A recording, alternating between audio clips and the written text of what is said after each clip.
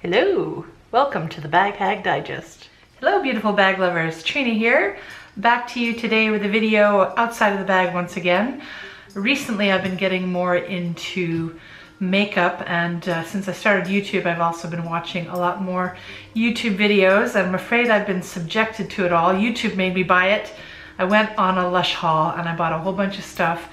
And actually the unboxing I'm sharing with you is from a few weeks ago, and since then I've had the chance to sort of review and think about some of the purchases I've made.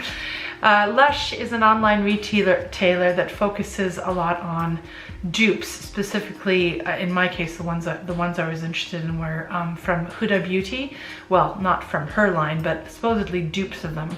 And they've been getting such rave reviews, and the price was very accessible, so I thought, what the heck, I'll just buy some, and if I don't like them then I can just pass them away. It won't be, you know, too much skin off my back because they weren't so expensive. However, for me, because I'm based in Japan, the shipping was insane. In fact, I think I paid $50 just for the shipping in total, which was much more than I anticipated. Lush, I think if you get their app, which I did, they don't ship worldwide, and how I circumvented that issue was simply by creating a new iTunes account, or a new Apple account, basically, a new email, and then I downloaded the US app from the US store. And then I also previously had purchased, or not purchased, but signed up for a, what's it called, myusa.com or myus.com. It's basically a forwarding service. So if you have any stuff you want to buy in the US that doesn't ship internationally, you can ship it to your PO box there, and they will forward it on to you for a hefty fee, apparently. Actually, it's not the first time I've used them, but it is the biggest price. I guess it goes by, not just by volume, but by weight, and the stuff I got basically amounted to a heavy box. So that's the minus point. The good point, though, is that I've found some products that I know for sure I'm not going to be using, and I already sold two, and I sold them basically for 3 times the price that I paid for them. So great, that paid for my shipping.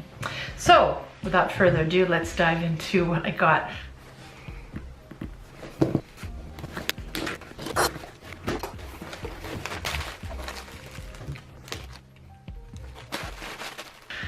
First I got this baked highlighter. This was a free, what's it called, omakemono that came with it. I used it a few times. Nothing great to see here really, but I didn't like it.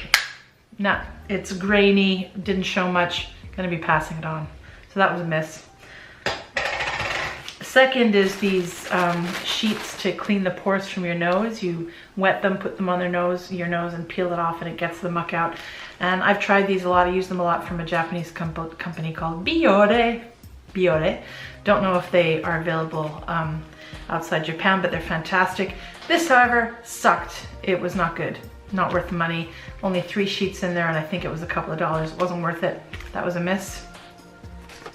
And next we have a bunch of products from a company called The Ordinary, and I have purchased from these guys before.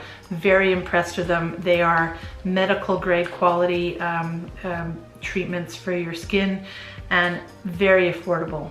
I mean, compared to the big beauty brands anyway. Yeah, they are affordable, like, you know, between $5 and $15.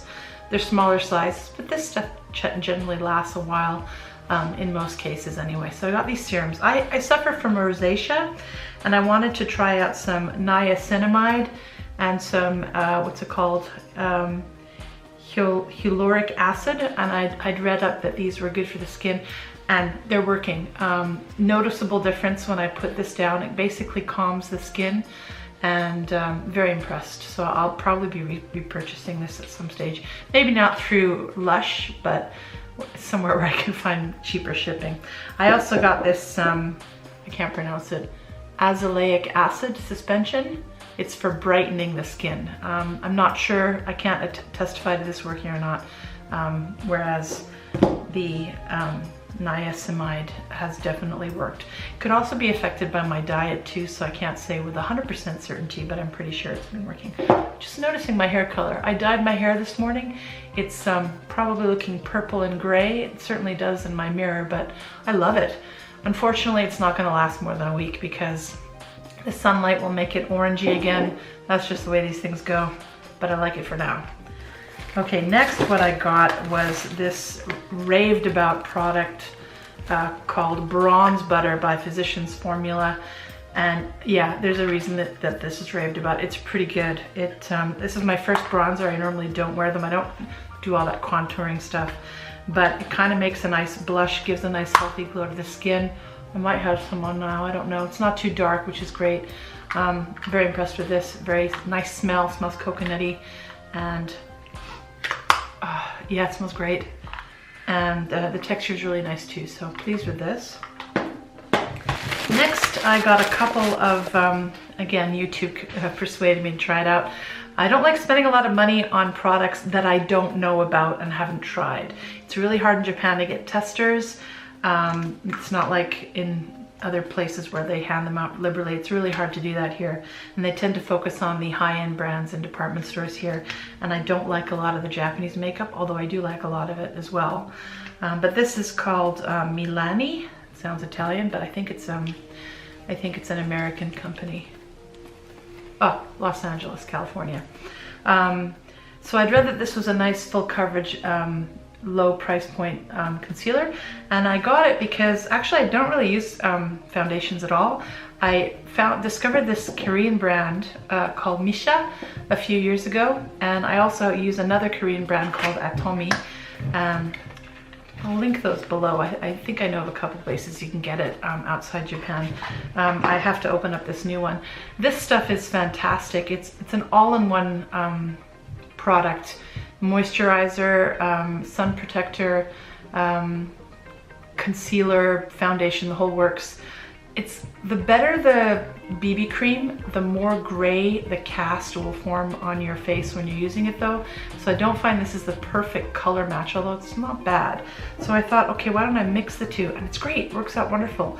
I was originally concerned that I'd purchased the wrong color. This is natural and I've got very fair skin. But I actually haven't used this on its own yet, so maybe it is off, but mixing these two together gives a very nice color and effect, so I'm very pleased to have done that. I'm not sad that I got two by accident. Okay, now we're getting into the good stuff, guys, which is probably why you're watching this video, maybe. The Bad Habit palettes. I got a total of 6 palettes. I don't need that much makeup, but I got it. 6 palettes from Bad Habit, which is a dupe brand sold, I think, almost exclusively, if not exclusively, through Hush.